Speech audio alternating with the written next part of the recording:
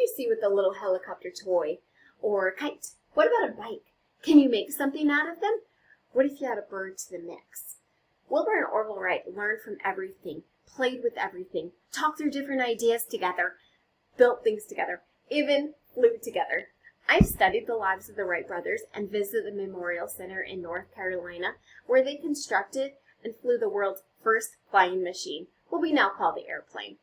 With support of friends and family, Wilbur and Orville gained inspiration from knowledge and life's experiences to help navigate them on their journey to create the first aircraft in history. Despite never graduating high school, both brothers loved to read books and to tinker with things. A few influential things and events helped lead them to designing their plane.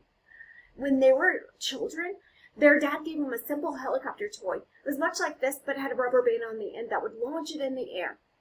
They would launch it over and over again, watching the propellers move through the air as it soared. When they were in their 20s, they opened a bike shop where they sold and repaired bikes. They even designed 2 bikes of their own. In 1896, Orville came down with typhoid fever. It was then he started reading about gliders. Many people were trying to create them and flying machines, but they weren't having any luck. Wilbur and Orville became fascinated. They tried to find out as much as they could about flight. They even started studying about the flight of different birds. In 1899, Wilbur wrote to the Smithsonian asking about more information. They want to find out as much information about other designs and their failures so they could create their own aircraft. They wrote to the U.S. Weather Bureau in Washington, find out where they should go to build their own aircraft. And they were told to go to the Outer Banks because it had good wind and good sand. In 1900, they settled in Kitty Hawk in the Outer Banks. It was there they were going to try to build their plane. They knew that they had to successfully fly in a glider before they could put a motor on it. They thought that the problem with their predecessors is that it didn't have any equilibrium, like on a bike. So they designed a glider with equilibrium in mind. They kept a journal every day to keep track of their ideas, their problems, their failures, and small successes. They, with thought of mind of how birds moved in the air, they changed the wings to be more flexible and to twist and to warp. Despite all of the changes that they made, they were not having any luck. So in hospitable environment that they were in and the failures that they were having, in 1901, the Wright brothers went home. They were ready to give up. Catherine, their sister, gave them encouragement while they worked on smaller models in a revolutionary handmade wind tunnel that they made. Wilbur gave a speech to a group of engineers, and it was the first time that they introduced their model to anybody else. And it wasn't until that they gave this speech that they realized that their ideas and their model far surpassed others in their field.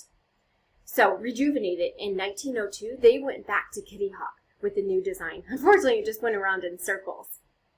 And in the middle of the night, Orville has this idea to put on a tail or rudder on the end of the glider to move with the wings. And this new design breaks a record to glide 30 seconds, 600 feet. It worked.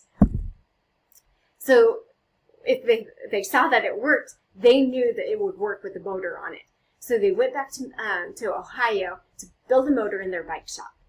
And after it was built, they transported it back to Kitty Hawk. And December 14, 1903, the plane is ready. They flipped a coin to see who would go first. Wilbur won. He gets on, takes off. But he pulled up too hard, overcracked it, taking a nosedive into the sand. Failed. After the repairs were done, December 17, 1903, Wilbur got on after the engine warmed up a bit. Slowly the flying machine, moved forward, and then once it left the track, it was airborne for 12 seconds. It went 120 feet. After they did a few runs that day, the last run was 852 feet for 59 seconds. Success! It took them 4 years to build that plane. Orville and Wilbur's inquisitive nature, dedication, and perseverance, successfully, they were allowed to construct that plane and to fly it.